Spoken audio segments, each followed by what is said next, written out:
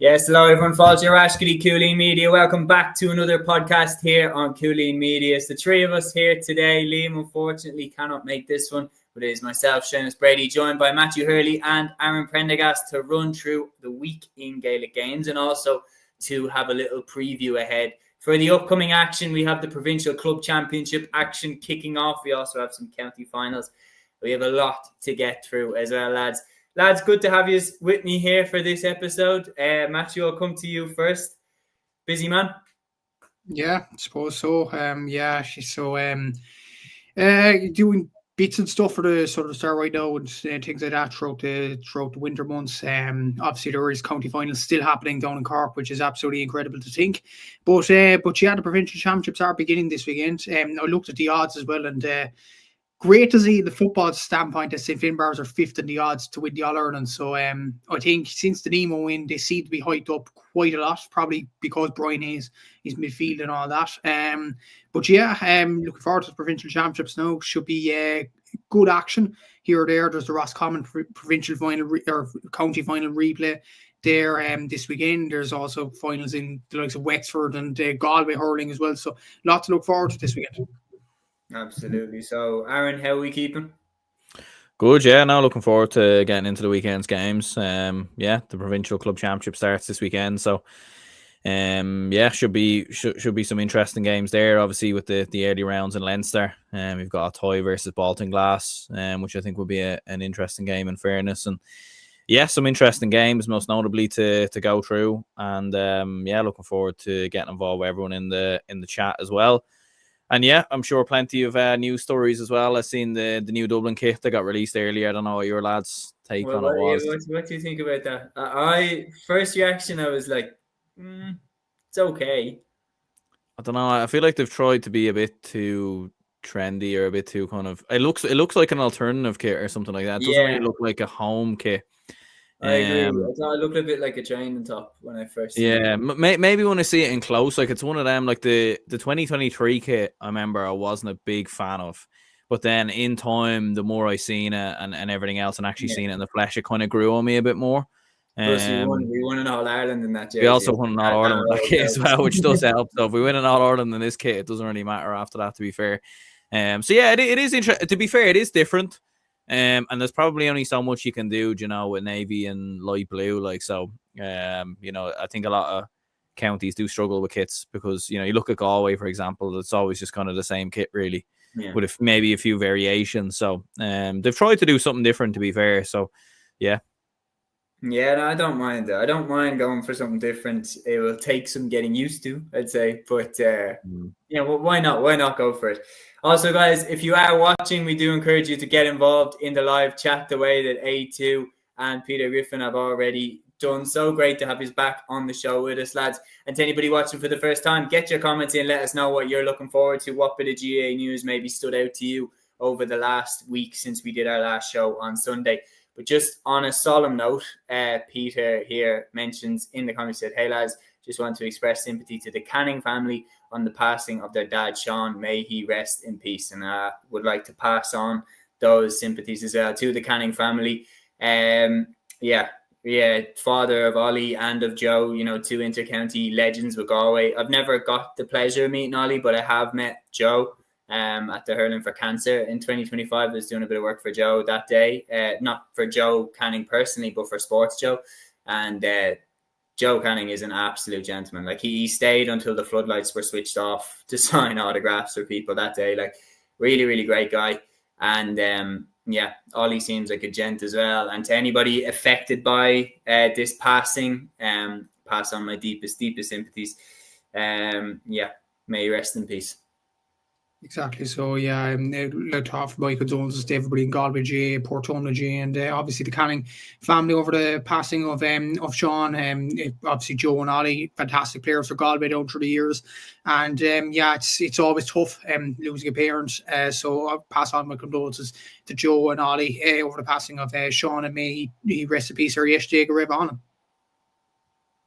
Yeah, no, absolutely, lads. No, I agree with both you as well. I'd like to pass on my condolences as well. Obviously, very tragic passing, and thoughts are with everyone and everyone in the family and friends and everything else. Yeah, now yesterday we're on indeed. We are going to now move into the next bit of news. Peter has put it into his second comment. He said lots of debate and discussion on Shamie Flanagan's omission from the Limerick panel, the strike incident, and or some of his media duties, perhaps his undoing. And I think the strike incident that Peter's referring to is that incident where, of course, he hit Niall O'Leary in a place where no man ever wants to be hit. And then he was doing a bit of media work, with BBC and stuff like that when Limerick were no longer in the championship. Now, I always look at that when a player is 33, 34, and I always look at that as being kind of the first indicator that they maybe are testing the waters of retirement, that they're trying to see, like, is there a job here in TV for me if I was to go? But I wasn't expecting that Shamie Flanagan, when I saw him doing it for BBC, I wasn't thinking that he wouldn't be playing for Limerick next year. Matthew, this one really interesting. Already I'm seeing a lot of different opinions. Was he dropped? Did he walk? Has he retired? What's going on? Well, according to the Irish Independent, Michael Verney, a great guy, obviously wrote the article on this. And take this what you will, lads. This is the article that was written. The Limerick Senior Hurling Panel is undergoing a serious facelift ahead of the 2026 season, with manager John Cúilín understood to have wielded the axe of some high-profile casualties in recent days. Chief among them is Seamus Flanagan, with the 5-time All-Ireland Senior Hurling Championship winner not expected to be part of John Cúilín's plans as the treaty bid to bounce back and scale the All-Ireland summit for the first time since 2023. The omission of Flanagan, a 5-time All-Ireland winner, is a surprise on the face of things, but relations had seemingly become strained this year, with the All-Star attackers seeing his game time greatly limited. The 28-year-old was omitted for the Limerick panel for their league clash against Tipperary earlier in the year following the disciplinary incident relating back to an off-the-ball incident against Cork the previous week. Obviously, that's the incident with Niall O'Leary. Flanagan was not officially suspended for his actions, which was caught on video by a spectator, but he spoke during the summer about the striking incident on Rebel defender Niall O'Leary and how it led to him losing touch with Cúilín and the management. So I suppose it probably, judged by that article, it does signify that the relationship between Cúilín and Flanagan broke down. And I think after that incident with Niall O'Leary, I think Cúilín wants kind of his Limerick players to set a certain standard. And Flanagan has been brilliant for Limerick over the last few years. He's been a brilliant full forward, but that kind of behaviour on the pitch was not tolerated at all. And I think Cúilín was absolutely bang on with the action that he took against him. A lot of people might watch this and say, okay, this is a Cork man speaking, but just if you're even a neutral watching that, you're thinking you cannot do that on the pitch. You can't, no matter if you're being videoed or anything like that, you can't do that on the pitch. Not just on a hurling pitch, but you can't do that in the broad daylight. You can't do that in the street. You can't do it. It's as simple as that. And I don't think it shouldn't be an unpopular opinion. It's the wrong thing to do. You just don't go for someone's private part like that with a weapon like a hurler. You don't do it. It's as simple as that. And look, I think Cúilín did the right thing in dealing with it in-house rather than it going out publicly with the authorities, the regulated authorities or whatever. Cúilín dealt with it in-house. I think he dealt with it pretty well. Then Limerick obviously went out the All-Ireland, losing to Dublin in the quarterfinals, and obviously it was a great win for Dublin. But I just feel like, in a way, did that incident in the league set Limerick back a few pegs or whatever. So I think Cúilín was thinking to himself, like, we can't have this trouble in the camp. He did it, remember, with Pat Ryan. He did it with Pat Ryan. As soon as trouble started to brew a bit, he dropped them. And maybe it's the same with Flanagan. Obviously, it's not as clear-cut as that kind of incident a few years ago, but I think the relationship between player and manager has broken down. And look, on the face of it, by the looks of the explanations there, maybe it isn't such a shock after all that he did get dropped. Yeah, I think when you look back at that incident, there's no doubt about it. That incident where he struck Niall O'Leary, he let himself down in that incident. And any fan, if you take your bias out of it, if player X strikes player Y into an area where no man wants to be struck, that player should be suspended and has let himself down. And I think it does send out a message that Cúilín has a certain standard that he wants this Limerick team to be held to. it reminds me a lot, I have to say, of when Jim McGuinness axed Kevin Cassidy in 2012, like coming into the 2012 season, and then just wouldn't budge on getting a player of that quality back. It was just like, either you stick to what the expectations of this squad are, or you will not be part of this squad. And the reality is, but because all being said, a lot of people are pointing fingers at that incident in the league, and it's not something that definitely isn't the case. But my thing is Matthew, they played Hughes in the Munster Championship. Was it round 2 or round 3? I think round 2, 3. I think it was round 3 or round 4, actually. Yeah. But I remember they were unbelievable that day. They looked like they were the beast had been woken up. I remember, like, I titled the pod that week. I titled it "The Empire Strikes Back." It was like they really looked like they were as good as the 2023 version of that Limerick team, and maybe even better, maybe a little bit more refreshed. It looked like when Kilkenny had lost the All-Ireland to Tipperary in 2010 and came back in 2011, arguably better. But what happened between, and Aaron, I'll show this one to you.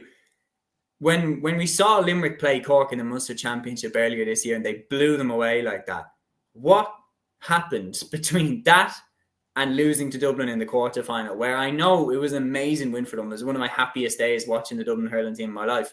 But the reality is, you cannot tell me that Limerick were at their best. They absolutely were not. They were playing the game, I feel, they were playing the game waiting for Dublin to panic and mess it up.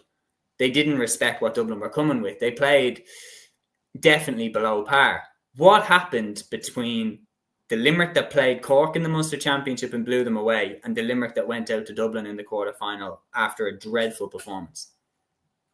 Yeah, absolutely. Yeah, like it's hard to really know, obviously, what kind of went wrong. It was kind of baffling, really, when you were watching that game from a Limerick perspective. Yeah, it just felt like, to be honest, they were saving themselves in reserve for bigger games for Cork, or I think they might have, I can't remember who I think they might have played Kilkenny maybe in a semi-final had they have come through that. So it felt like maybe they were just saving themselves in reserve a little bit for bigger games, and everything else, and kind of getting themselves ready and prepared and all that. Yeah, it does feel like that. Like, there have been a lot of issues behind the scenes with Limerick hurling in the last couple of years. There have been a lot of issues with players. Different things kind of going on behind the scenes. You did have like the I remember after the Leinster final as well, there was videos of lads, like, you know, hitting slitters, you know, into open fields and everything else, jumping on cars and all the crack. Yeah, so I don't know. I feel like maybe I think, yeah, like one of the comments there about Dublin in 2014, it kind of is maybe a little bit similar to that, in the sense of, like, it's a tricky one for John Cúilín, because these are the players who've gotten him to this point. You know, a lot of these players have been so integral in winning 4 All-Irelands in a row, winning 5 Munsters in a row, you know, being so dominant as they were. But I think it gets to that stage where you do need to kind of start bringing through the younger players and everything else. And we saw this with Dublin, that all of a sudden your high-profile players, a lot of them started leaving the panel and everything else, and there was turnover of players. And I think similar is probably going to happen with Limerick now as well, where, you know, a lot of players feel like they should be playing week in, week out when they're not, because the younger players are kind of coming through, and they're kicking up a bit of a fuss because of it. So, you know, like, and I feel like probably after that defeat, because in 2020, last year, like when they lost in the semi-finals to Cork, you could say, oh, well, look, you know, they've given absolutely everything. They won 4 in a row. They won the Munster Championship. They got caught versus Cork. It happens. But after losing to Dublin, combined with losing the Munster final as well, I know it was on penalties. I do think John Cúilín probably is looking at it and thinking, right, you know, if he's going to stick around, he needs to rebuild the team again, and bring through younger players and everything else, and yeah, completely freshen it up. And that's what he looks to be doing, to be fair. Do you think it will be a completely freshened up, or do you think that it will be maybe 3 players dropped? Like, it would be really interesting to see how many go, because Flanagan won't be there. But then, would Flanagan have definitely started? I mean, you're looking at a full forward line that, in my opinion, this year, if everyone's fit, I think Limerick's full forward line is Gillan, Shane O'Brien, and Peter Casey. I think if everyone's fit, I think that's what they're going with. And I think maybe Flanagan went to Cúilín, and, like, there's also a possibility that Flanagan went to Cúilín and was like, am I starting? Well, then I'm out. And, like, I think it might have been a situation similar to like when Eric Lowndes left the Dublin panel, when Micheál Burns left the Kerry panel a couple of years ago, that like they're a world-class player looking at a team saying, I'm probably not going to get much game time here. I've already won, 5 All-Irelands. I'm off. I'm going to travel the world over the summer. Be interesting to see. And I don't think we'll ever get an outright answer, but we have a lot of comments coming in about this, which I love to see. Dublin's Fair City says, I listened to Flanagan on the GA social criticising Kylie for dropping him for a game after that off-the-ball incident. I remember thinking at the time, surely Kylie won't be happy with this. I mean, thinking about it as well, like he didn't seem to fully grasp how mental it was that he did that to another player on the pitch. Like you shouldn't be doing that. Like simple as. Peter says Brian Cody would have done the same back in the day. And then Flanagan absolutely spoke out of line. You can't criticize a manager like that on a podcast and expect everything to be okay. A2 about that instance said inexcusable carry on, and he doesn't have the excuse of a young fella losing the head for a moment. No place for it. Limerick feel like they're in Dublin. 2014 situation now, a lot of rebuilding needed. Peter says Limerick hurling at a real crossroads. Should Kylie and Kinnerk have gone after the Dubs defeat? All good things and all that. I don't think they should have gone after the Dubs defeat, because that is a shocking way to go. I think they've earned themselves to go out at a better stage than that. A2 says, never seen a Limerick team under Kylie with such a shocking attitude as they had in that quarter-final. Contrast that to Cork's attitude in the semi-final. Yeah, don't want to remember that day. Yeah, I definitely don't want to remember that day. I was depressed out the head leaving Croke Park that day. Dublin Fair City said, usually great teams who dominate for a few years, then lose and come back and win the All-Ireland. Yeah, so I expect this Limerick team to probably win one more. Like in the next decade, I think they'll win one more. I'd be surprised if that's it, but it would be interesting. Tip didn't move on for years and took them half a decade to recover. You have to be ruthless. And then Dublin's Fair City, I couldn't believe how poor Limerick were against Dublin that day with an extra man for 50 minutes. It was a desperate loss for them. And it says Tip winning in 2010, 16, 19 and 25 is a gold return. It's a big topic, isn't it? We could be sitting here talking about this game all day, but it's going to be a lot. But yeah, there's no question about it. Flanagan going sets a bit of a precedent, no question. And Matthew, you've come in clutch. My friends come in clutch. So what we're going to do is we're going to run through some of the big games from the weekend. And guys, if there's any stories that you would like us to discuss, any stories that you would like us to talk about from the GA world, just throw them in the comments there and we will dive in. So starting off, lads, we have the repeat of the Roscommon Senior Football Championship final. Pádraig Pearses and St. Bridget's going head-to-head on Saturday, November 1st at 2:30 in King and Muffet, Dr. Hyde Park. But I'll go to you, Aaron. The replay of the Roscommon Senior Football Final takes place this Saturday. Obviously, the teams went head-to-head last week. Both teams probably feel like they could have won it. Both teams might feel like they left it behind them. You picked Bridget's to win Connacht. Liam has picked Pádraig Pearses. So I'm going to come to you first for this one. How are you feeling heading into the repeat? Yeah, it's hard to know really, because like from obviously not having watched the game and everything else, but looking at reports and looking at what a lot of Roscommon fans have been saying and people who watched it, the word on the street feels like Pearses are slight favourites, given how they came back and how they turned it around towards the end versus Bridges, and obviously the late chance from Paul Carey that went wide. So yeah, it feels like a lot of people are kind of tipping Pearses to maybe kind of come through it. Look, I'll still stick with Bridget's and everything else. With some big players and Ben O'Carroll, Bobby Nugent as well. I think I'll go with them to come through it and have enough. But yeah, it's very, very even. And I know for like my own kind of predictions video I was doing a couple of days ago, it's quite annoying that Roscommon final wasn't settled before making that, because making a prediction to win Connacht and then a team loses in a county final, it's one of them, to be fair. Perfectly reasonable in the comments. Yeah, absolutely. Yeah, as most people are, to be fair. But no, yeah, look, it's a very, very even game. I don't know if it's a draw, if it goes to another replay, if it goes to penalties. I don't know what the story is going to be in regards to that. I feel like no, I think it's extra time and then penalties. Surely it's extra time penalties. Yeah. I was thinking that, but I was thinking that, to be fair, with the fact that we need to kind of move things along here, like. But yeah, don't be surprised if it does go to penalties, lads. Don't be surprised if it does go to penalties. Like, I think the weather this weekend is going to be absolutely brutal in those parts as well. So, this could be a real like 9 each type game or something like that. Do you know what? Exactly for that reason, I'm going for Pierce's. Exactly for the reason that it's bad weather. I just think they have the Daly. Like, the Daly brothers are absolute pit bulls. Like, they are perfect for this type of game. They are just so tough, so determined. They're warriors. Like, they'd run through a brick wall. And in this type of game, I remember like seeing in the Connacht Championship, especially in those battles against Galway and Mayo, that's when the Daly brothers would really come to the fore for Roscommon. And then when Pádraig Pearses would turn over the likes of Currafin or whatever in the Connacht Championship, the Daly brothers are always to the fore.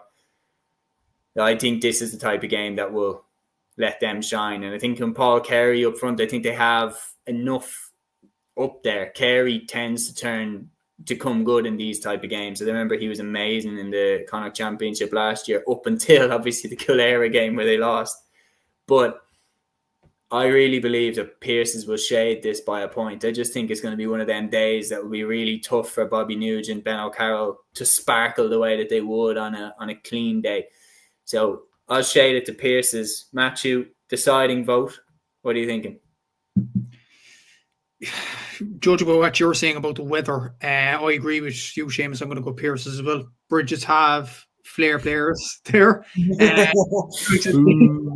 O'Carroll and obviously Bobby Nugent and all them. They do have some very, very fantastic individual quality. But I agree with you, Pearses do have dogs. You look at the Dailies there. You look at the way they've got through tough weather conditions. Although it was tough weather conditions in the Connacht final last year and they lost. So So I don't know.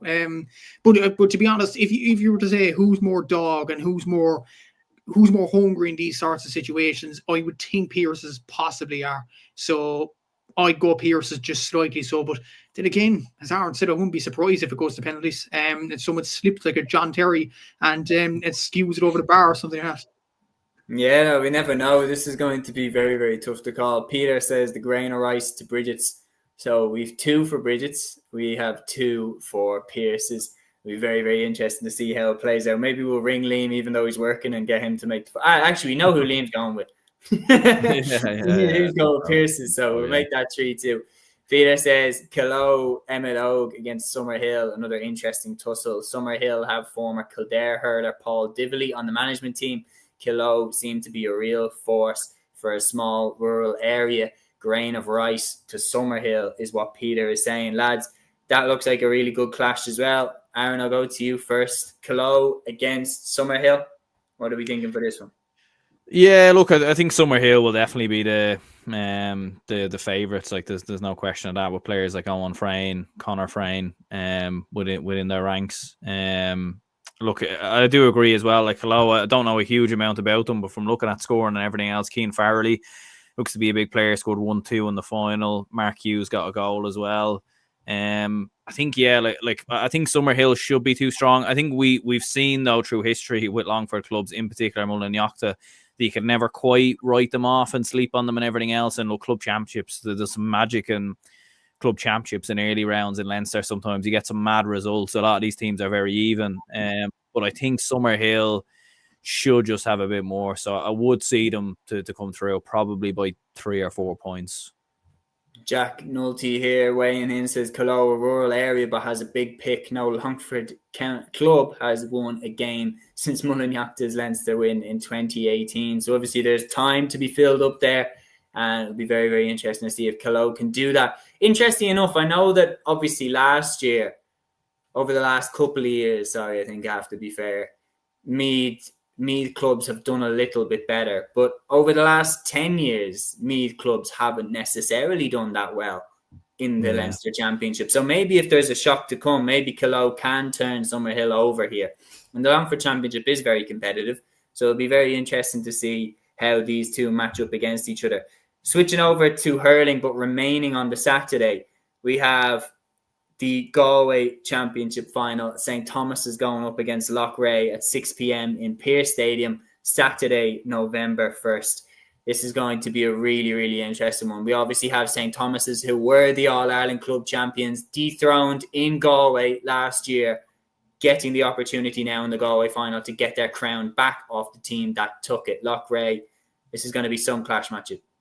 It is, yeah. And just in a general sense, I think the hurling championship, we talk about all the stories of the football and how our predictions have gone awry. I do think the football has had some crazy storylines, but I think the hurling has gone very much the script so far, and this championship has epitomised that. Loughrea, the winners last year, St. Thomas's All-Ireland champions 2 years ago. Two sides have very good abundance of talented players there, and I think if either side win it, I don't think either side anybody would be shocked over it. If anything, I think Thomas's might have the edge though. Loughrea, they were very good against Davina last year in the All-Ireland semi-final, and they did prove that they do have some excellent players, the likes of Anthony Burns in the forward line, for instance, and obviously the Cúilíns as well are very, very talented players there. But you look at St. Thomas's, not just the likes of the Coonies, but they do have some absolutely excellent players at club level. The likes of Victor Manso, Conor Forward's a very, very talented player. So I'd probably tip it to St. Thomas's to win the game. And then again, the prize is big because they're one game away. If they either side, whoever wins this is one game away from the All-Ireland final as well. So it is a big prize and offer. It's almost 2-1 Galway championship and nearly a one-way ticket into an All-Ireland final. Obviously, there's the Ulster champions to come for the winners there. So I think St. Thomas's might get over the line, but it's a very, very tight one to call. And as I said, I don't think anybody will be shocked either way, whoever wins this game. It's going to be an absolute cracker. Peter says here, the two current heavyweights of Galway hurling, Conor Cooney, on fire so far this year. But Peter also nails his colours to the mast and says Thomas's by 3.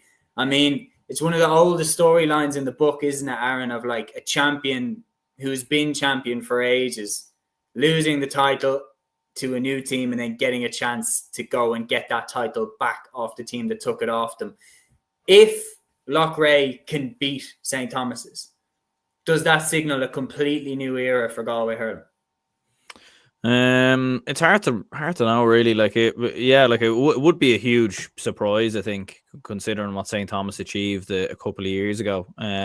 St. Thomas have always just been a weird team. Like I remember they lost Dunloy a good couple of years ago as well. Like they've huge amount of talented players from, as we said, Conor and Gavin Cooney and a few of the other lads like the Burks as well. Like they've huge amounts of skillful and brilliant hurlers, but they probably, I know they've won that All-Ireland, but they might feel like they probably haven't achieved what they should have achieved based off of some of the players that they have and everything else. So I'd agree with Matthew. I think I would see them to edge it and come through. If they were to be beaten though, yeah, I think it kind of would open people up a little bit, because I think last year you could understand that, like how many All-Ireland champions have we seen crash out in their own championship the next year, and everything else, haven't achieved what they achieved and the year that they had the season previous. So it definitely would be a surprise to see them go out, considering how dominant they were for so long. Like, what did they win? I think they won 5 in a row, wasn't it, in Galway before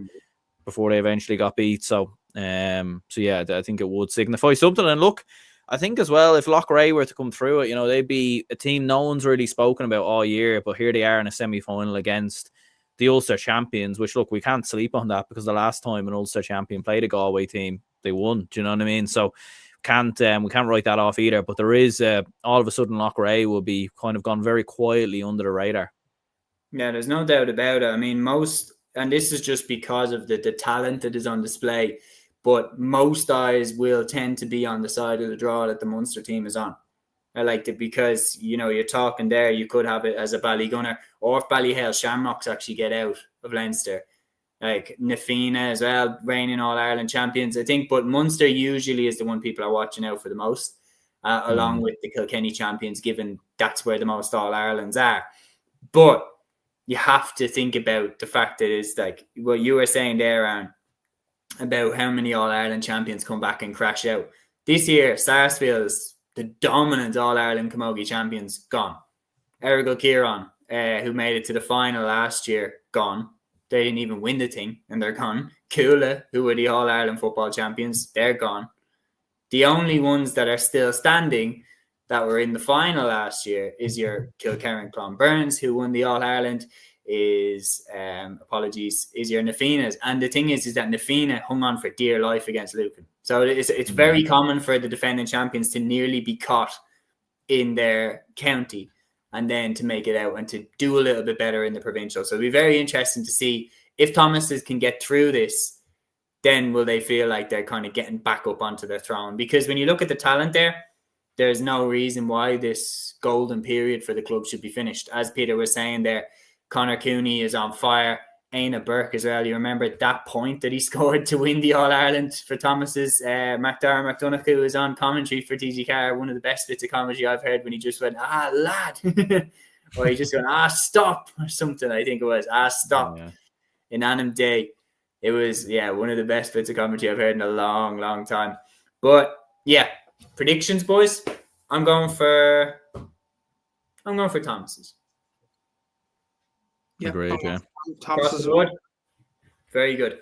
Okay, Matthew, I won't come to you for this next one, obviously, because you yourself are involved in the Munster Championship. But Aaron, I will go to you for the clash of Na Piarsaigh of Limerick against Ballygunner of Waterford. What a clash this one is going to be. When you're looking at history, you're looking at pedigree, you're looking at big names. What a clash this is going to be between Na Piarsaigh and Ballygunner. Two Munster giants going head to head this weekend.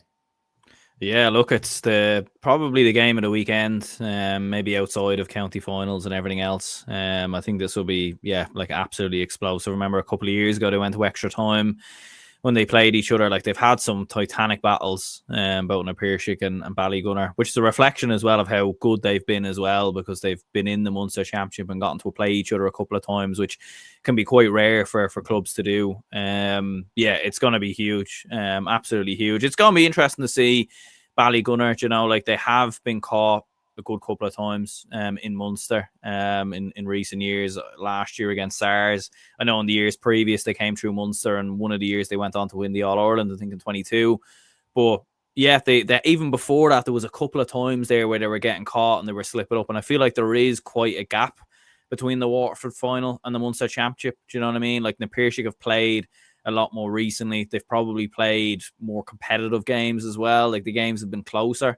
As opposed to Ballygunner, who seem to just cruise through Waterford from what I can see. So that does seem to be a bit of a benefit. It feels like nearly Ballygunner don't really nearly hit their best sometimes until they actually get out of Munster. Now they lost to St. Thomas a couple of years ago in an All-Ireland semi-final, but that was via penalties. Do you know what I mean? Like, so they didn't really lose the game as such. So it's going to be hugely, hugely interesting. William O'Donoghue in and around the middle for Na Piarsaigh. You've obviously got the explosiveness of Desi Hutchinson for Ballygunner, Mikey Matney, Ian Kenny, Stephen O'Keefe in goal. Like, so many county stars on the field for both teams. And you have the feeling that I'm kind of glad this has been played this weekend as well.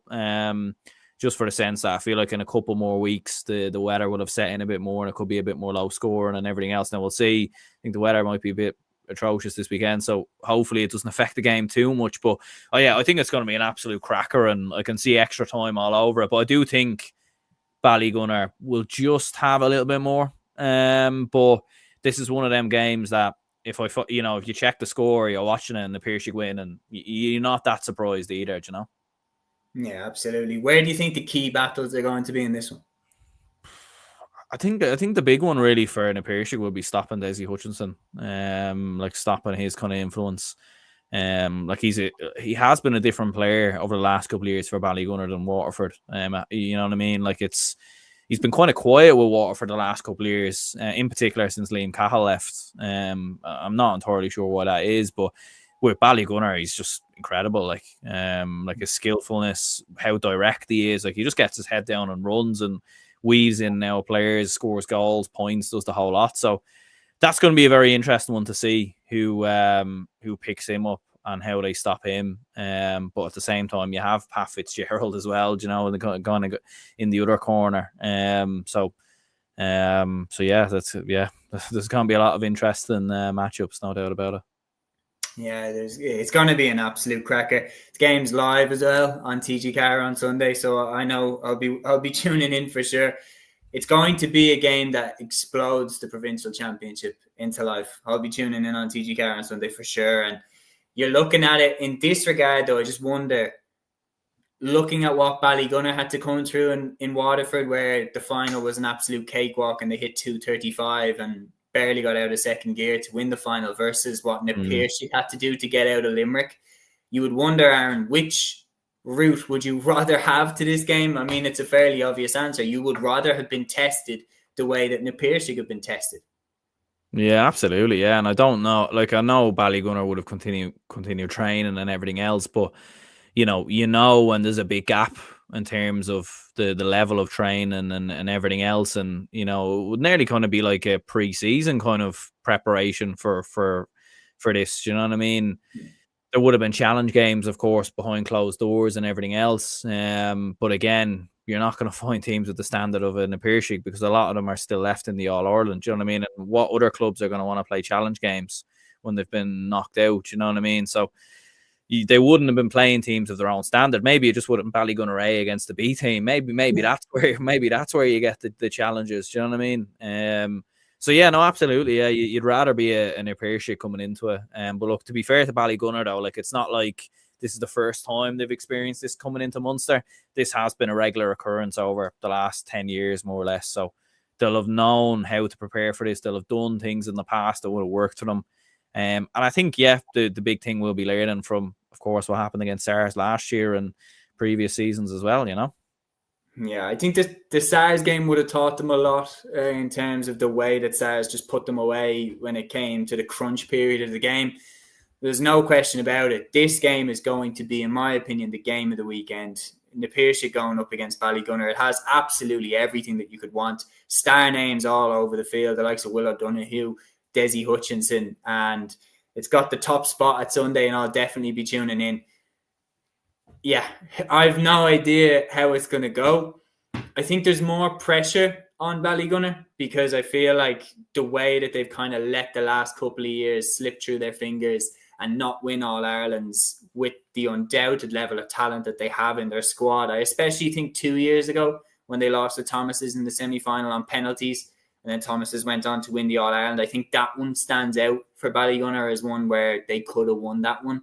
And I feel like, especially for the players that are now in their mid-30s, it is crunch time. Like, if you're going to win another All-Ireland, it has to be now. And I feel like Nip Piercy don't have that same pressure. So how will that play off? Again, only time will tell. If I had to predict, I said Ballygunner from the start that they would win the Munster Championship. So I have to stick with Ballygunner. But this is a very, very nervy game, because Nip Piercy have everything that they need in order to turn Ballygunner over. So only time will tell, but I'll stick with Ballygunner. A2 here saying Ballygunner have not had a competitive game in ages, and Nip Piercy had to scrap to get out of Limerick. And our good pal Liam said, howdy lads, sorry couldn't make it on tonight. My one contribution to this episode is the prediction that Nip Piercy is going to knock out Ballygunner. Well, he's come in with a swinger, come in with a haymaker. That Ballygunner are going to be gone. You'll have to explain that now on Monday. Sunday, sorry. And on top of that, Nip Piercy could capitalise on the Ballygunner layoff, but Ballygunner are a different class, going for an epic draw, and Ballygunner to sneak it after extra time. It's not a bad prediction there, Peter. I do think that if Ballygunner are going to get through, I do back that Nip Piercy will have pushed them all the way. We're going to move back across then to Leinster football. We briefly touched on Summerhill against Calo Young Emmets. I take it we're all going for Summerhill, are we? Yeah. So moving then to Old Lecklen of Carlow going up against Port Arlington of Laois. Also, this one is on the Saturday. It's in Cullen Park.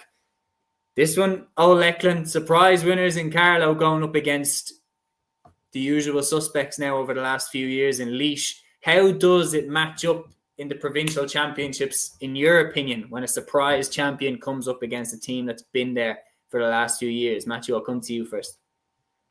Well, I think we've seen this story before. Obviously with Tinnahealy, I think, if memory serves me correctly, Tinnahealy played Port Arlington last year for Wicklow, and Tinnahealy beat them. So I don't think Port Arlington liked the ending of that story, I'll be honest. But this year, I think they should be more seasoned. Look, they were lucky to get over the line against Courtwood. some people didn't think it was a penalty for that goal in the replay in the Laois final. But Port Arlington still have some fantastic players. And you look at the side of the draw they're on, with great respect to the sides there. You look at Athy, you look at Summerhill, even Nate Marchand. Like, they wouldn't be like an Ardee St. Mary's, or they wouldn't be like Rados or Dunshaughlin or Naas. They would not be like those sides. So I think this is a huge opportunity for Port Arlington. If they don't take this opportunity now to get to a Leinster final, I don't think they'll ever will at this stage at their development. So I think they'll be gunning to get over the line this one. Look, O'Lecklen, of course, they could cause a shock. They are a very good team in Carlow. The Bambricks are in that team. They have some fantastic players, and they did cause a shock in Carlow. But I think Port Arlington are more seasoned, and I think that's when the cream rises to the top at this stage of the championship. If you are more seasoned in the provincial championships, you usually get over the line. I think Port Arlington are that. I think they won't do the same mistakes as they did against Tillahely last year, and they'll get over the line this time. Interestingly enough, Peter says O'Lecklen could well win this. Port Arlington jury still kind of out. They just got over Courtwood.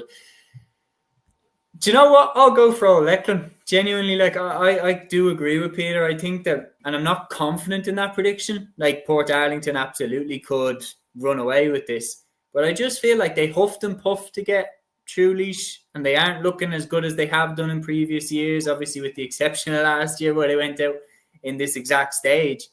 But I just think, like, I don't see them making a burst the same way I maybe fancied them to do so in previous years. And I think O'Lecklen, with the enthusiasm that they're going to come with, given that this is their first time in this stage as a group, I feel like they might have the enthusiasm, the kind of play with that sense of abandon that, like, maybe they might just take the game to them. In that kind of, like, fuck it, like, let's just go for this. Like, we've already won the Carlow Championship.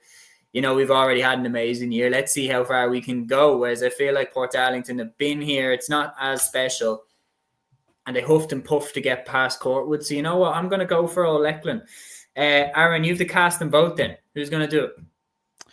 Yeah, not to spoil the kind of old Leckland kind of love and parade here, but yeah, I probably would go with Port as well. But I do think as well, do you know what? Like, it is one of them with Port where they've been on the go for a couple of weeks on the run now, haven't they? With the replay and everything else, so like their legs could go a little bit. Old Leckland will be coming in fresh. They've Mikey and Sean Bambrick in the side, so they've a couple of kind of notable Carlow players within their ranks. And yeah, there definitely is the possibility. I think it will be very close. I think Port might nick it maybe by a point or two. They might just have a little bit more kind of experience within the ranks to kind of come through it. And look, obviously losing to Tillahely last year, like, I feel like when that happens, you know, that can happen once, but for it to happen again, do you know what I mean? I feel like they'll be on their guard a bit more because that happened last season. So I do think they'll come through it, but yeah, you know, there could be a shock here, to be fair. There absolutely could be. Matthew, I'm going to go to you for the next Leinster Championship game. That is a tie going up against Bolton Glass, and this one is on Sunday. Now, like it or not, there's a lot more attention on a tie due to their celebrations after beating Naas in the final. They're going up against Bolton Glass, who had an incredible victory in the Wicklow Senior Football Final. Who do you fancy in this one? It's a very tough one to call, simply because, number one, obviously it's the video that reverberated online. There might be a sense of karma with a tie. The Gaelic gods might cast a spell on them or something like that. And number two as well, the game's in Aughrim, which is notoriously a very, very tough place to go for a visitor. Even though it is spiritually Bolton Glass's home, it's Wicklow's home, but still, it's Fortress Aughrim. It's named by that for a reason. But what I will say about Bolton Glass, look at their final against Carney Wemmets. Their top scorer was their goalkeeper, Mark Jackson. Now, I know he's been scouted by an NFL, and he is a very good player in goal, and has been very good for Wicklow over the last few years. But he got 10 points out of Bolton Glass's 120 the last game. Crazy. So I don't know, but the thing is, Athy have been warned over that. If Athy have been taking this game seriously, they would have been warned no two-pointed efforts from beyond the arc from a free, because Mark Jackson will just strut up the pitch and put it over the bar. because obviously he has that in his locker. You've seen the videos with the NFL and things like that as well. There are other players, of course. There is John McGrath, who got 1-1 in the Wicklow final. Tommy Keogh got 3 points. Adam McHugh got 2 points. They're all in the full forward line. So they do have some decent enough players there as well. So they can't be slipped on too much. But obviously a tie have the more notable players. I think the noticeable players in many ways is Kevin Feely in midfield and Niall Kelly up in the forwards. I'm going to stick with the try and test that I'm going to go for a tie to win this game, but they have been forewarned. If they concede frees outside the arc, I think Mark Jackson will eat them up. But a tie shouldn't be like, surely with all the people in the backroom team and things like that, you should be looking at opponents and things like that, saying that, okay, this is their threat. You can't be doing this. And I think a tie will have to cop onto that. If they cop onto that, I think they'll go over the line. Yeah, I think that we have to take into account, like, if Naas had won that Kildare final, we would all be picking Naas to win this game. A tie have beaten Naas, beaten them fair and square. They showed no class after the game with the chant about Philly McMahon, but they won that Kildare final fair and square. So you have to probably shade it to them. But I think if there's a game that I'm looking at this weekend and saying, where can I find a potential upset? Where could a bet on the underdog be worthwhile? I think this game, because Ockram, as you mentioned, notoriously difficult to go. And it is a champion and a tie again who will be in uncharted waters. And you look at the scrapes that Cúilín had even last year, in Leinster before going on to win the All-Ireland. That's a super Cúilín team and they nearly got caught in Leinster. So there's no doubt about it. These provincial grounds and these provincial ties, they do lend to upsets happening. And the club championship is notorious for that. It's called the toughest for a reason. And Peter, interestingly, has gone for Baltinglass. Baltinglass to give Athy a lesson and win by 4. Aaron? Agreed, yeah. Yeah, agreed. I think Baltinglass are going to win it as well, to be honest with you. And look, I know some people might look at, maybe you're kind of leaning on your heart a little bit after what happened and what was said and everything else. But to be honest with you, there's more reasons for that, to be honest. I think firstly, we were kind of mentioned Tinahely a little bit earlier, but Wicklow champions have been causing surprises in the last couple of years. Remember Blessington bet Mullinyochta a couple of seasons ago as well. Ratnew beat St. Vincent's. Yeah, like especially in these early rounds, like they are, going to Ockram, like it is such a tough place, to going to go to. And even look, I know Mark Jackson scored 10 points the other day. Maybe that kind of takes the shine away from the forwards, but to have a player of that capability, like I think 3 or 4 of them were 2-pointers or something of that nature that you kicked from frees. Like, so to have a player like that within their ranks, do you know what I mean? There probably isn't going to be a huge amount of players on the field who will have that ability to kick those type of points. In Ockram as well, in his own backyard, he knows the ground inside and out. So I think that'd be huge.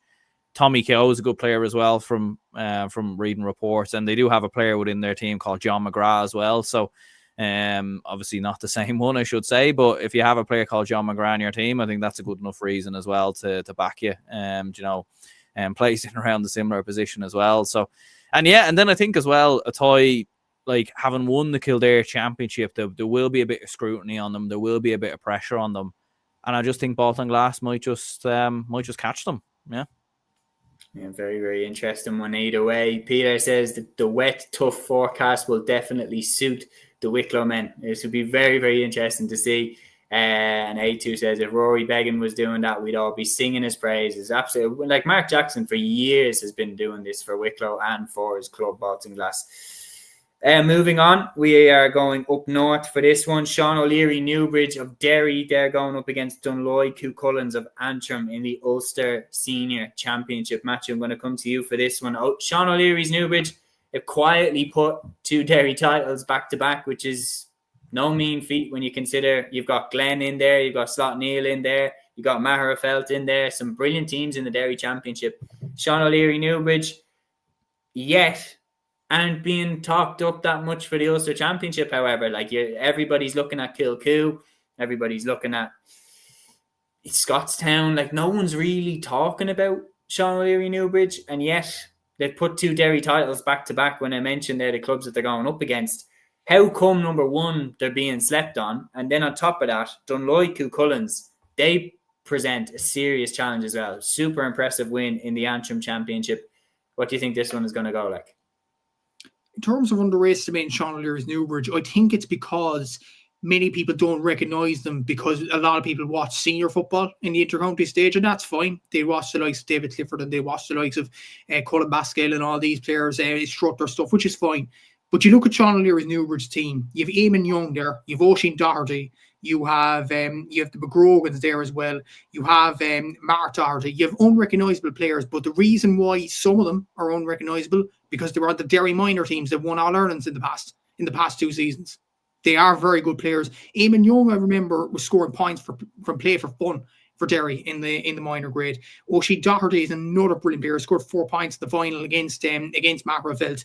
Another guy who's probably unrecognisable to me, but look at the final, he had a very good game. Conor McAteer, he scored 5 points, 1 2-pointer in the final against Macrofeld. Mark Doherty in the centre forward position as well. Conor Doherty, who is recognisable, to be fair, by many, I'd imagine, for anybody that watches Derry for years. He's at midfield. He scored 1 point the last day as well.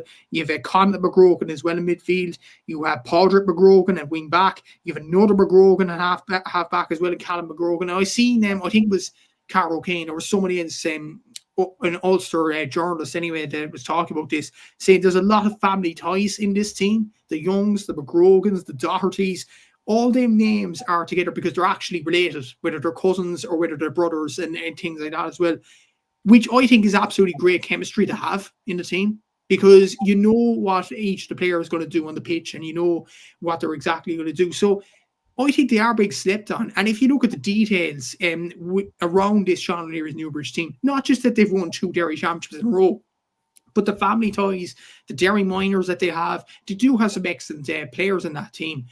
As regards Dunloy, the Antrim champions, yes, Cargan could have pulled off a surprise or two in terms of performances over the last few years. But the frank reality is over the last few seasons, the Antrim champions haven't really had a sniff of much. So, and this is the Dunloy team that won their first Antrim football championship in 89 years. So, yes, Keelan Malloy seems to be a very good player around the middle for Dunloy this year. But I think with the likes of Sean O'Leary's Newbridge there, the fact they had an Ulster championship game against Clonairon, which they challenged very, very well last season, I may add. I think that kind of game, yes, they lost, but I think it will stand to them. And I think they'll go on and win this game as well in this day as well. I think they face Mahon in the quarterfinal if they win this game. And you know what? Mahon are new to this competition, obviously win their first ever Armagh Senior Football Championship. So who's to say Sean O'Leary's Newbridge can make a run at it? Like at the semi-final stage, then you're facing Naomh Conaill or Scottstown, who, yes, they're decent teams on paper, but they haven't really proved in an Ulster Championship over the last 2 seasons. So I think a lot of people might be sleeping on Sean O'Leary's Newbridge, and you have to remember, yes, let's play devil's advocate for a bit from a Newbridge point of view. Like, if Watergraham's Glen or Shotneel were in this situation, we'd say easy win, or they get to an Ulster final, or they get to a semi-final. I think Sean O'Leary's Newbridge are being slept on. They do have some good young players. They do have family ties. I think they'll get over Dunloy first of all. And don't be surprised if they cause a shock or two in the Ulster Championship. I agree with you. I think that they're flying nicely under the radar, and they've got a big test this weekend going up against Dunloy. But I think if they can get through that, I think they'll be very, very hard to stop. And I think they're flying nicely under the radar. I think if they get through this by like 5 points or something, it'll do them the world of good because they won't be talked about, I think, as a team that can topple Kilcoo, but I think they can. I think when you see how Kilcoo were turned over by Errigal last year, I think that on the right day, O'Leary Newbridges might be able to turn them over. Sticking with football, Aaron, we've got a county final this weekend in the Leinster Championship that we haven't yet discussed. That's down in Wexford. Shelmalier is going up against Castletown Lean Mellows. That's on Sunday, November 2nd at 3:30 in Wexford Park. Very interesting one, this one. And interesting as well, how does it suit Wexford that, you know, that we're at the county final stage and everybody else is going to be kicking their tires and getting into provincial action? Yeah, it's an interesting one because usually in Wexford, like I know with the hurling championship in previous years, they would have their winners. Like, system, ages and ages ago. So it feels like now they've kind of gone the opposite. Do you know what I mean? And kind of maybe flipped it the other way around. Yeah, I suppose maybe in one way it's good because you win this game and then you go straight into the next one and you kind of just get over and done. Well, I suppose, yeah, it's just one of them. If the players are consulted on what they would rather. Would you rather a kind of a long layoff and then play in a provincial club championship, or would you rather just have your final and then kind of have, a week's break? But yeah, should be an interesting game. And Owen O'Gara is still involved with Shell Maliers, so that'll be interesting to see obviously how he gets on there. There could be a potential storyline brewing there. I think the Wexford champions are playing the Dublin champions as well. So if Shell Maliers come through, Miss O'Gara. Yeah, Owen O'Gara going up against Ballybowden, which would be kind of an interesting one, to be fair. So like, it's obviously a hard one to call. I certainly wouldn't be an expert on Wexford football, but I know Shamaliers, they've been one of them that they've been tipped quite regularly in Wexford in recent seasons. They haven't always come through. They've slipped up quite, on quite a couple of occasions. So that'll be an interesting one to come through. But I'd certainly like to see them go through. So we'll go with Shamaliers for the win there. Very good. We're going to go down to Munster now and back to yourself, Matthew. Just before I get to the game, then I'm going to ask you to discuss Limerick Senior Football semi-finals. Sees Dare going up against Mungret St. Paul's and Newcastle West going up against Father Casey's. Both of them games are on Saturday, with the first one at 1 and the second one at 3. And then the Tipperary semi-final is Clonmel Commercials going up against Upper Church Drombane. That one is on the Saturday as well. But on the Sunday, we have the Waterford Senior Football final at 2 p.m. between Rathgormack and the Nair. Two recent winners. Who's going to take this one? Yeah, it's a quite interesting game between these two. The Nair are prone to cause a shock in terms of Munster Championships. They have beaten some pretty notable county sides over the teams, champions in a specific county over the last few seasons. And let's not forget, Rathgormack really tested Dr. Crokes last year in the Munster Championship. And that was Dr. Crokes' team that tested Errigal Kieran all the way. And Errigal Kieran competed well in the All-Ireland final. So Waterford inter-county football notoriously isn't very good, and I don't think anybody could disagree with that. They're near the bottom of Division 4 for a reason, and obviously if Fitzgerald has gone back, they're best of luck to Eefy on that. But you look at the Waterford Club Championship, they do tend to churn out some very, very good club teams. The likes of the Rathgormacks have the Murrays and not the Murrays, the Currys. They have some very good players there. Obviously the Nair from the 4 Mile Water Club, they do have some decent, talented kind of footballers there as well. The likes of Jamie Barron, for example. I think he's still playing football.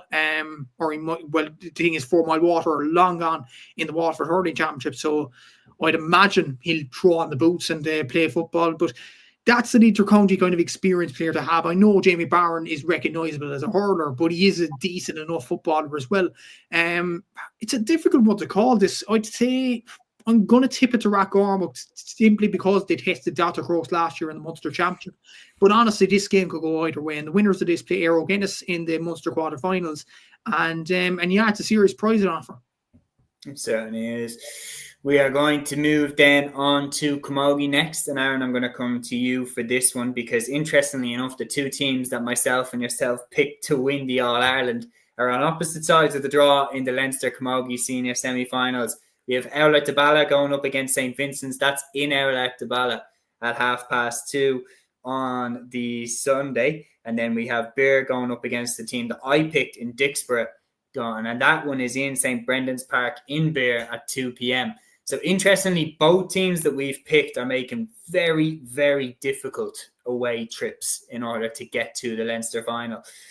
Interestingly, the fact that it is really interesting to me that those games are being played very much in the backyard of one of the teams. How much of an advantage can that be? And if one of them is going to be caught, I know you're going to say Dixborough, but how likely is it that one of them is caught? Well, look, we only have to look at club championships this year to see the amount of shocks and surprises that there have been. Do you know what I mean? And there could very well be a shock this weekend in terms of these games, especially with Ullart having the home advantage, Burr obviously as well. But to be honest with you, like from seeing Vincent's, I think they will be too strong to come against Ullart Dabala. I think they'll be far too good there. And Dixborough as well. They have kind of come through these games in recent seasons when they've kind of been pushed to the pin of their collar. So I think they will have enough to get through Burr. I don't think we'll see a shock in either of these two games. I won't be surprised if one of them goes to the wire, or we get extra time or something like that. But I still think both of them will have enough to come through. I know maybe some would probably look at Ullart Bala maybe, and St. Vincent's. That's probably the one where maybe you could see a surprise, to be honest with you. That's probably the more likely one than the other one. But I'd still back Vincent's to narrowly come through it. Well, Ullart have had huge success in the last few years, and not necessarily the last 2 or 3, but recent enough All-Ireland winners, obviously in 2020, or was it 2021, sorry, with Ursula Jacob was still playing. Obviously players that are key to that side now aren't what they used to be, or they've left the team. So it's a new team. Vincent's, to me, in the Dublin final looked good. They just looked incredibly physical. Like, they really were just, their half-back line especially, Emma O'Byrne, Abby Flynn on the wings, there was just no getting past them. So that will be really, really interesting to see how Ullart match up. Dixborough, on the other hand, obviously won the title back off Pilltown. Like, that one does send out a message that they have unfinished business. So my confidence in them winning the All-Ireland goes up. I do think they'll both get through it, but then that Leinster final between the two of them, what a clash that could be. Vincent's have won 2 out of the last 3 Leinsters. The only one that they didn't win, Dixborough won, and Dixborough pushed on to win the All-Ireland, and Vincent's haven't managed to do that. So what a clash that could be between the two of them if it is to take place. Big shout as well up in Ulster, Slotneil going up against Lochiel Shamrocks. I think we all agree, lads, we all picked Lochiel to win Ulster, but I think if someone's going to stop them, Slotneil would probably be top of the list up there. Peter says, Ullart, some club, home of Martin Storey, Wexford captain 1996, and the best GA moustache ever. Martin Storey, one of the biggest gentlemen I have ever had the pleasure of meeting. Met him a couple of times, and he is just an absolute gent. I had him on the podcast about 2 years ago now. Just one of the nicest men I've ever met in my life. Genuine, like soil of the earth GA man. Like, he's just absolute top guy. Moving on then to the LGFA taking place on Saturday, we have a huge clash. Kilmacud Crokes going up against Dunshaughlin at 2 p.m. on the Saturday. Like, right from the start in the Leinster Championship, I looked at this and said Kilmacud Crokes are my favourites to win the Leinster Championship. The players that they have in there, the likes of Ava Rutledge, Alva Davern, Aoife Kane. But I think if anybody's to stop them, probably look towards either a Dunshaughlin or a Dunboyne. Dunshaughlin have come out with the Meath Championship. They have had a stranglehold over that championship now for the last few seasons. They have players in there, the likes of Niamh Gallagher. They are really, really strong as well. Matthew, who are you fancying in this one? It's a very tough one to call. I know I back Kilmacud Crokes to win the Leinster Championship, and what I will say, for once, I probably am up for Dublin Club because there is a Cork player on the Kilmacud team, of course, Niamh Cotter. Best of luck to her from Beara, obviously, and she is from Southern Star direction as well. So obviously, best of luck to Niamh in that game. But from like Kilmacud, you mentioned there, they have some very, very good players in and around the team. The Alva Daverns, the Ava Rutledges, the Kate Murrays. They do have some very, very good players. But I look at Dunshaughlin, and people from Dunshaughlin have been contacting me for good reason. They do have some absolutely excellent players. They do have a very good full forward line, though. Ciara Gorman, Niamh McEntee, and Maeve Byrne. Obviously, Niamh Gallagher is in this team as well. They do have some excellent players. And as well as that, they're doing without Niamh O'Sullivan, who's not available this season. The most legendary figure in the club. So for that, to win the Meath Championship the way they did without their leader in many ways on the pitch is absolutely brilliant, and fair play to Dunshaughlin for that. This is a very, very tough game to call. I think this isn't an unpopular opinion. Whoever wins this game will win the Leinster LGFA Championship, considering who's on the other side of the draw. Yes, Middletown have the likes of Sarah Dillon and their team from Westmeath, but I think Dunshaughlin or Kilmacud will be the main team to trouble the Leinster Championship. Like a lot of people from Dunshaughlin won't like me for this, considering the amount of praise that has come to me on DMs about this Dunshaughlin team and how good they've been throughout the whole season. I still can't back against Crokes. They are a very, very good side in Dublin. They're one of the All-Ireland favourites. But I would not be shocked at the slightest if Dunshaughlin turned them over. It's going to be a tough game to call.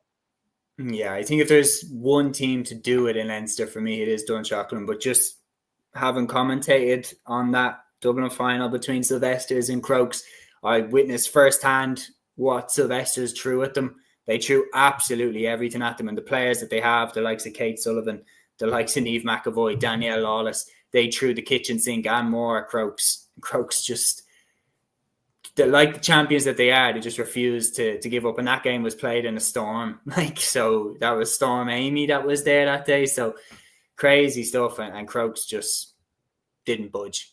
They're not, and they're dominant over the Dublin Championship now. 4 titles back to back to back to back. It's pretty hard to see past them in the Leinster Championship, in my opinion.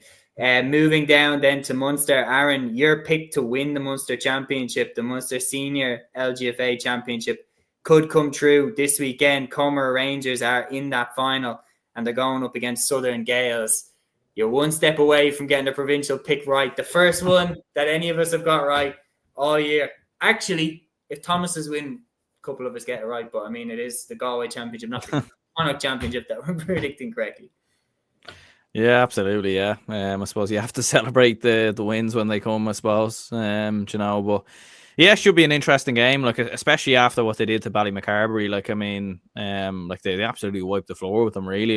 In that final. And that was, I expected them to win. Obviously, predicted them to win and everything else, and predicted them to come through Munster and win the All Ireland. But to have won as convincingly as that was a big surprise, to be honest with you, and how dominant they were. So, yeah, should be an interesting game, and yeah, hopefully when you're kind of looking through the scores and the results and everything else, we'll be seeing a Comer Rangers win. And yeah, considering what they have been building over the last 2 seasons and the progression they've made, I think it could be a huge achievement for them to come through it. I think it will. One thing on that game, Seamus, I think Southern Gales is the best player on the pitch, Schaefer O'Shea.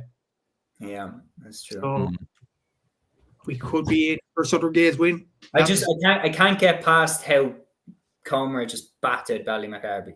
I can't. It happens though. It happens to these teams when they reach a period where the players are aging. A lot of the players have moved on.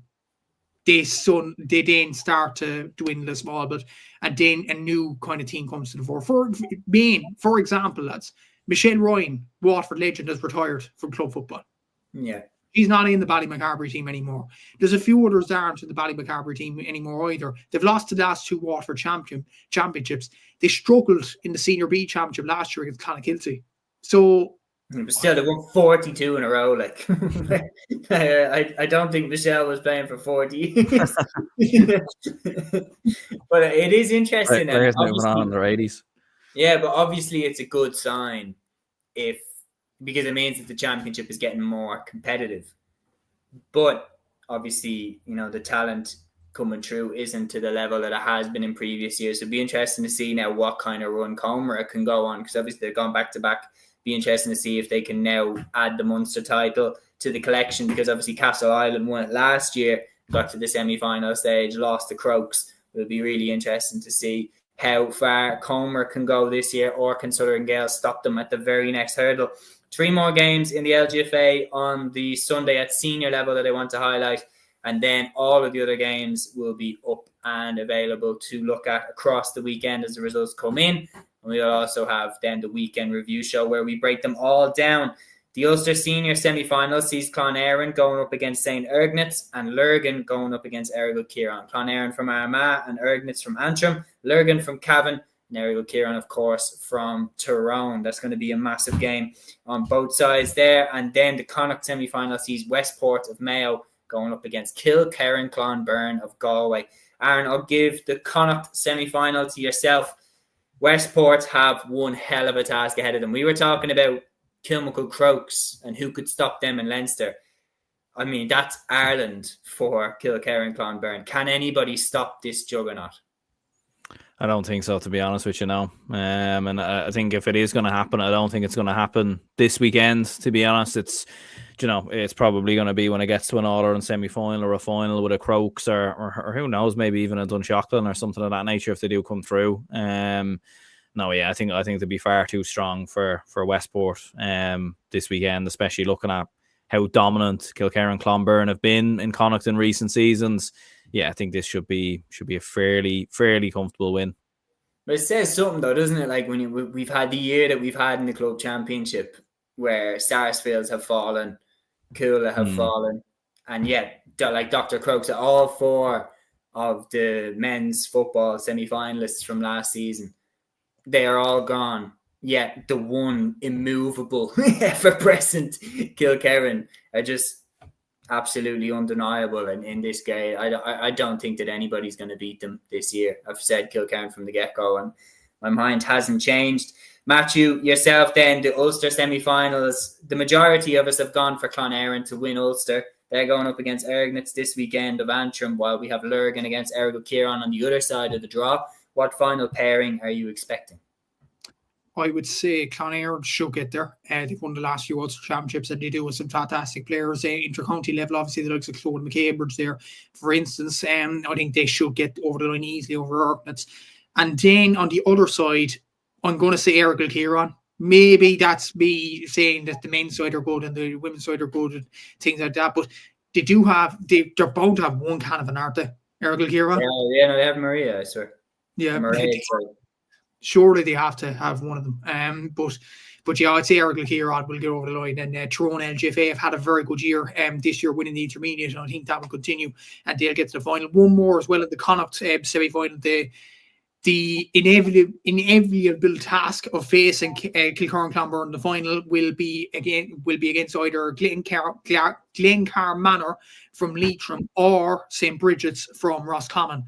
This is an interesting game. I would say Bridget's might get over the line, considering they are from Roscommon, a bigger kind of county, but Glencar Manor, they could cause a shock. We'll have to see what happens there. But a story on this, actually, and I think Bridget's actually posted this on Instagram, or they posted on social media during the week. Their men's final, obviously, against Porter Pierce, which we talked about at the start of the podcast, is on the exact same day in different venues to the LGFA team. It's a classic old shit between two different organizations, isn't it? Like, just no communication. Like, lads, would it not be good to, like, I don't know, maybe even do a double header, like, put one after the other? It just the sooner that we get the associations integrated and singing off the same hymn sheet, the better. Because obviously this is just a case of, I get it, the club championship must be a logistical nightmare. Just the amount of club games, the amount of championships, the amount of, like, when you read through the list, Matthew, the fact that, like, the results that you are putting up, and fair play to you again for doing that. I know I say it every time, but I don't know how you get them all together so quick. But the fact that your results were going into the comments, that the description on Instagram isn't big enough to fit it all in. Imagine trying to find pitches and everything like that for it. But there should be a system that flags that, like, Bridges are playing this weekend. Let's try it in both the Connacht semi-final on the LGFA side and the county final on the men's side. Let's try and figure out a situation where we can get the Bridges club there for all games. Yeah. And that's probably the best one. Sorry, I thought you were fit to read something there. When I seen the phone pop up on the screen, I thought you were had something up. I was like, oh, he's about to cook. Well, I'm just reading the statement from say Bridget's Roscommon, obviously, on Instagram. All right, let him cook. St. Bridget's GA are very proud to have both our senior teams in still competitive action on November 1st, which is Saturday, obviously. It is very unfortunate that both games are on the same day, with our ladies away to Glencar Manor Hamilton at 1 p.m. and our men playing Porter Pierce's in Dr. Hyde Park at 2:30 p.m. It is extremely unfortunate that there is a fixture clash, and every effort has been made by the club to avoid the games clashing. However, it is beyond our control. We thank Roscommon, the Roscommon County Board, for doing all within their power to try and avoid the fixture clash. We know how much our fantastic supporters wish to cheer on both teams in person. However, we will have Twitter updates available for both games to ensure that everyone is kept up to speed throughout the early afternoon. I suppose that's brilliant for the social media team that they're trying to keep updated with both the games. But at the same time, the Roscommon County Board, they're doing all within their power as well. But it's just the power to be, I suppose. The Roscommon County Board can control the Roscommon final in many ways, but it's the Connacht LGFA board that it's thrown the floor to. They have to move the fixture between St. Bridget's and Glencar Manor Hamilton. They have to do that, but they don't seem to be budging, which is very, very unfortunate. That post, just for context, was 1 day ago, so it's Thursday night. Hopefully there's a solution, but with the games on Saturday, I don't think there will be, unfortunately. And it's just the one thing, if you're Glencar, are you going to agree? Let's say they say we're going to move the game from Where's the game being played? Glencar Manor Hamilton against, I'm not sure exactly where the game is being played, away to Glencar, so it's in Glencar. Okay, so if you're a Glencar, you're not going to want to agree to moving it to the Hyde, because that is very much taking it out of your territory and putting it smack bang in their territory. They're not going to agree to that. It's an unfortunate one. I really wish that there was a way that they could, and you're not going to move the Roscommon County Final out of the Hyde either. Yeah, it's a really tough one, but yeah, I don't really know what the solution is there, because again, once I heard it's in Glencar. Yeah. Could you move the Roscommon final to Sunday? Because the Roscommon champions won't be in action until time. Ballinassie and North London. So I don't see it. They want to go on the beer on Saturday night. Of course. I always think how much in your brain does it register if your county finals on Saturday night versus Sunday night? Let's be honest. I'm sure. Yeah, I think maybe in the run up to it, but I think if you were to reschedule it now, I think there would be a lot of lads who would probably, who would have plans at this stage for that Sunday or even Saturday night. So probably would be a bit harsh, I think, to move Let's it be now. honest, they're taking the Monday off anyway. Oh yeah. Did you see the clip of I think Madden? Okay, brilliant. Yeah. Unbelievable stuff. I was thinking there, that must feel surreal, to be drinking with a team. I know that obviously they have the brotherly connection and everything like that, so obviously then they've just both achieved history. But it must be gas if you're there's no way that they weren't 11 points deep or something at one stage and be yeah, we're gonna batter you. There's no way. Yeah. That wasn't there. Yeah, that's the thing. They'll probably be baiting each other in a couple of weeks. You know what I mean? Yeah, they could meet down the line. That would be the sledging. That would be you were locked after 4 points. You muppet that would be going on. So we'll see. But it was unbelievable scenes, and then the fact that it was so powerful as well. Obviously, the Grimley brothers, given the personal, the terrible loss that they suffered.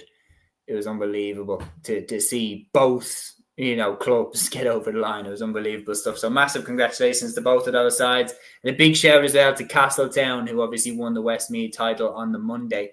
Interesting enough that that final was refixed to a bank holiday Monday, but massive shout to them as well for their success in that one. But that has been another episode here on Cúilín Media. We thank you, everyone who jumped on and watched a bit of the episode and who got involved in the discussion as well. You helped to make that episode another really enjoyable one.